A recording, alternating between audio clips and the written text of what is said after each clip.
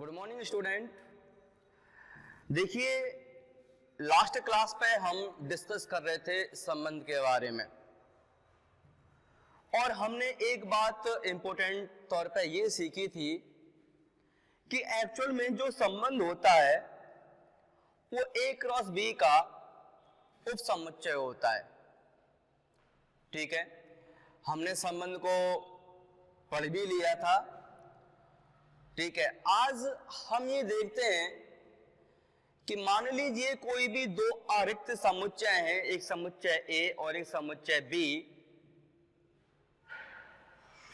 तो ए समुच्चय से बी समुच्चय में बनने वाले संबंधों की संख्या कैसे हम ज्ञात कर सकते हैं। ठीक है, तो देखिए, माना कोई हमारे पास में एक ए समुच्चय है जिसमें अवयवों की संख्या है x,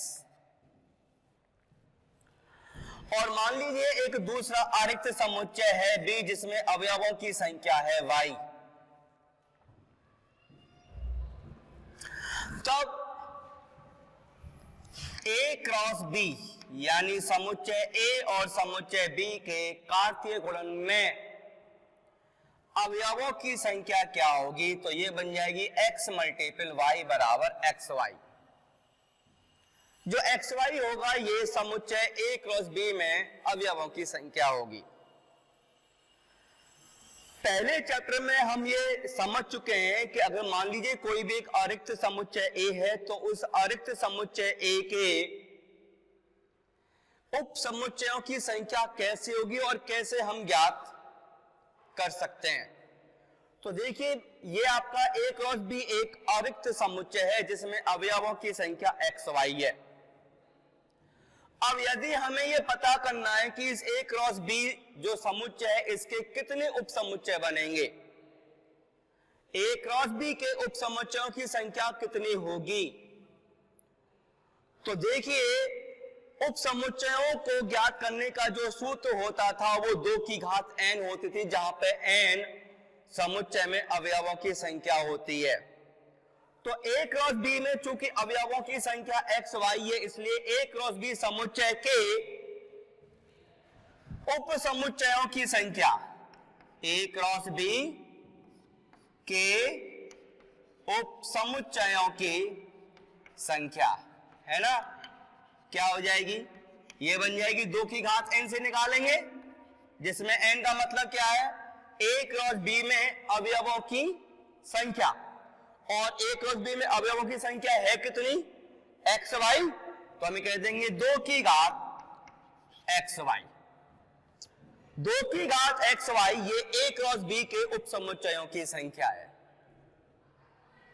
ठीक है, चूंकि हम जानते हैं कि जो संबंध होता है वो a क्रॉस b का उपसमुच्चय है, यानी R हमेशा a क्रॉस b का उपसमुच्चय है। ठीक है, तो ऑब्वियसली a क्रॉस b के जो उपसमुच्चय है वो 2 की घात xy है।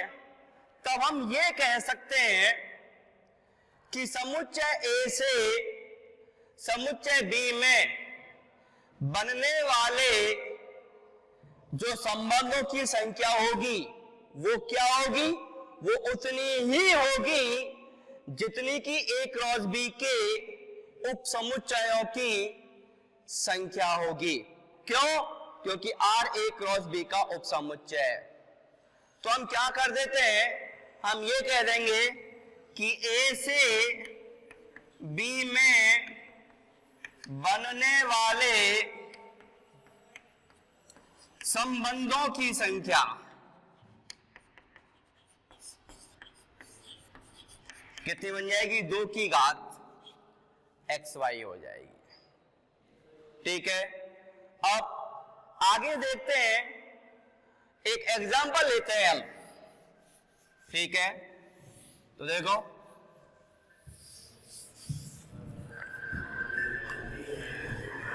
माना एक संबंध चल रहा है n से n में जा रहा है। ठीक है, मतलब क्या है इसका कि हमें एक संबंध हमने ले लिया r इक्वल्स टू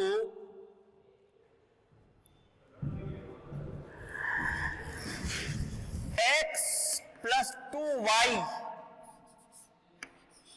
बराबर, यहां कह देते हैं हम ये 8, जिसमें x बिलोंग्स टू हमने ले लिया n, ठीक है, और दूसरा y बिलोंग्स टू n। अब इसको परिभाषित करने वाले जो ये संबंध है r, हमें इसको रोस्टर विधि के रूप में लिखना है। रोस्टर विधि बोले तो मतलब क्या है इसका? इसका मतलब ये है कि हमें समुच्चय r को क्रमित युग्मों के रूप में लिखना है, ठीक है। तो हम क्या कर लेते हैं, हम सीधे पहले इस नियम की हेल्प से x की वैल्यू हम कुछ मानेंगे, कहां से? इस n से। n का मतलब क्या है? प्राकृत संख्या है। प्राकृत संख्या है जो 1 से शुरू होती है, 1 2 3 4 5 6 7 अनंत तक। तो हम क्या करेंगे, x का मान 1 2 3 4 5 6 7 डॉट डॉट इनमें से लेंगे और y का मान निकालेंगे। ध्यान देने वाली बात यह है कि x के प्रत्येक मान के लिए y का जो मान आएगा वो सिंपल सी बात है, इस n में ही आना चाहिए, मतलब प्राकृत संख्या में ही उत्तर आना चाहिए। जैसे हमने क्या किया, हमने लेते हैं x बराबर 1 ले लिया, तो x बराबर 1 यहां रखें, तो 1 प्लस 2y बराबर 8, 2y बराबर 8 माइनस से कितना रह जाएगा 7, y बराबर 7/2। क्या ये 7/2 ये इस n में है, जो कि y का मान क्या है, 7/2 आया ना, कब आया? जब x का मान हमने 1 लिया। तो क्या ये y बराबर 7/2 इस n में है? हम कहेंगे ये n में नहीं है, ठीक है। इसका मतलब है कि x बराबर 1 के लिए y का कोई मान नहीं है, ठीक है।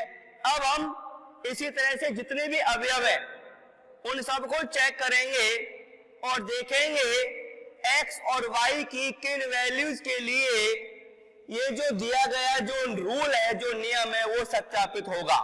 तो हमने क्या किया, हमने यहां पे x ले लिया जो कि n से बिलोंग कर रहा है, ठीक है, और यहां ले लेते हैं y का जो मान आएगा वो भी n में होना चाहिए। ये मान हम मानेंगे अपनी तरफ से कुछ भी और ये मान हम निकालेंगे, ठीक है। चूंकि n में है तो हम यहां पे कह देते हैं अच्छा संबंध तुम्हारा ये यहां से इसमें जा रहा है, यहां पे हमने कह दिए r। अब हम लेते हैं x बराबर 1 के लिए कोई मान नहीं आया, अब हम 2 लेते हैं, तो 2 मान रखेंगे, तो 2 को इधर पक्षांतर करेंगे तो 8 माइनस 2 बराबर 6, ठीक है। 2y बराबर 6, y निकालने के लिए 6 को 2 से भाग देंगे तो उत्तर क्या आएगा, 3 आ जाएगा। यानी x बराबर 2 के लिए y का मान क्या आया, 3। ये 2 भी n में है और ये 3 भी n में है। अब हम लेते हैं 3 के लिए x बराबर 3 के लिए y का कोई मान नहीं आएगा, जो मान आएगा वो इस n में नहीं होगा, इसलिए ये हम नहीं लेंगे। अब लेते हैं x बराबर 4, तो x बराबर 4 के लिए मान क्या आएगा, यह आ जाएगा 8 माइनस 4 बराबर 4, 4 को 2 से भाग देंगे तो कितना उत्तर आएगा, 2, ठीक है। फिर y बराबर x बराबर ले लीजिए 5, तो x बराबर 5 के लिए y का कोई मान n में नहीं है। फिर लेते हैं 6, x का मान 6 लेंगे तो y का मान क्या आएगा, y का मान आ जाएगा 1, तो ये आ गया 1, ठीक है। अब फिर 7 के लिए x बराबर 7 के लिए y का कोई मान n में नहीं है। फिर x बराबर 8 के लिए y का मान क्या आ रहा है, 0, लेकिन वो 0 इस n में नहीं है। फिर लेते हैं x बराबर 9, x बराबर 9 के लिए y का कोई मान n में नहीं होगा। फिर x बराबर लेते हैं 10, जब x बराबर हम 10 लेंगे तो x बराबर 10 के लिए y का मान -1 आएगा, जो कि इस n में नहीं है। क्यों नहीं है, क्योंकि -1 नेगेटिव की नंबर है और नेगेटिव नंबर n में नहीं आती, यानी कि ये वैल्यू है। सिर्फ इन 3 x की वैल्यूज के लिए y के ये 3 मान आएंगे। ठीक है, तो हम क्या कह देंगे, इसको अगर हम यानी क्रमित युग्म के रूप में लिखें तो बन जाएगा 2 3 4 2 और 6 1। ठीक है भाई। अब इसमें ध्यान देने वाली बात यह है, ये जो x जो ये तुम्हारा समुच्चय बन रहा है, यहां पे हम ये कह देते हैं ये जो बना तुम्हारा समुच्चय यानी कि 2 4 6, हम कह देंगे ये इस संबंध के ये प्रांत होंगे, यानी कि ये इस संबंध R के प्रांत हैं। और ये जो y के मान आए 3 2 1, इनका जो समुच्चय बनेगा, ठीक है, वो समुच्चय 3 2 1, ये जो बना है इसको हम कहते हैं परिसर। ये प्रांत और ये परिसर। तो यहां पे हमने ये देख लिया कि एक संबंध के प्रांत और परिसर कैसे ज्ञात करने हैं। ठीक है, आगे देखिए कुछ एक स्पेशल संबंध आ जाते हैं। आज अब हम जो शुरू करने जा रहे हैं, थोड़ा मैं इंट्रोडक्शन दूंगा, बाकी कल हम डिस्कस करेंगे, जिसका नाम है फलन। फलन क्या है? फलन एक ऐसे विशेष प्रकार का संबंध है जिसमें प्रत्येक x के मान के लिए y का जो मान है वो एक यूनिक है। x के प्रत्येक मान के लिए जो y का मान है वो एक यूनिक है। ऐसे संबंध को हम फलन कहते हैं। उदाहरण के तौर पे हमने माना ये एक संबंध ले लिया, यहां पे कह रहे हैं 1 2 2 3 3 4 4 5। ठीक है, अगर इसको हम आलेख से देखें तो देखिए ये तुम्हारा x और ये तुम्हारा y। ठीक है, तो x के मान क्या बनेंगे 1 2 3 4, 1 2 3 4। y के मान क्या बनेंगे 2 3 4 5, तो 2 3 4 5। एक का प्रतिबिंब क्या है 2, 2 का प्रतिबिंब 3, 3 का प्रतिबिंब 4, 4 का प्रतिबिंब 5। आप देख सकते हैं कि x के प्रत्येक मान के लिए y का एक मान है। x के प्रत्येक मान के लिए y का एक ही मान है। ऐसे विशेष प्रकार के संबंध को हम फलन कहते हैं। ये तुम्हारा फलन है। ठीक है, जो x से y में जा रहा है हम कह देंगे फलन x से y में। ठीक है, अब इसकी परिभाषा क्या बन जाएगी, फलन फ्रॉम x टू y।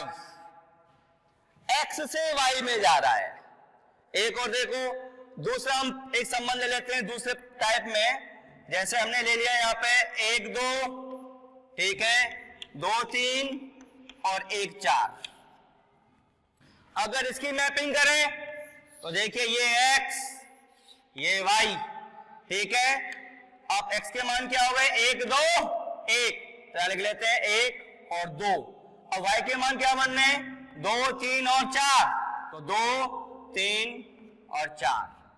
ठीक है, अब इसमें 1 का प्रतिबिंब कितना है 2, 2 का प्रतिबिंब 3 और फिर 1 का प्रतिबिंब 4।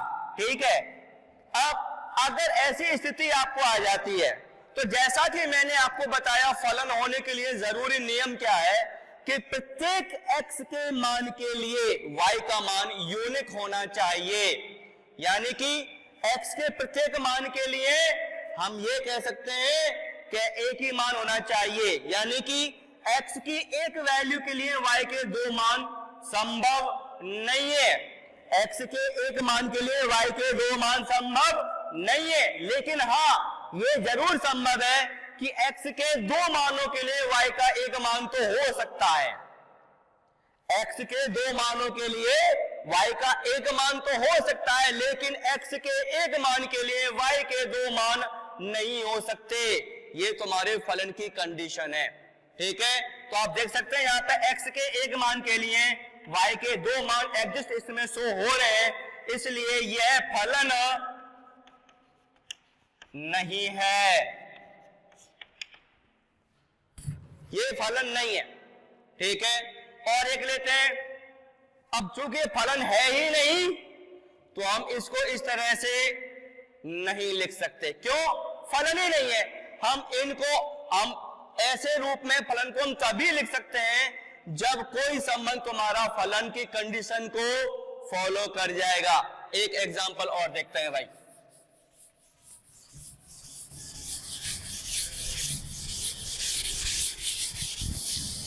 देखिए, एक हम डायग्राम ले रहे हैं, ये x और ये y, माना ये तुम्हारा फलन जा रहा है।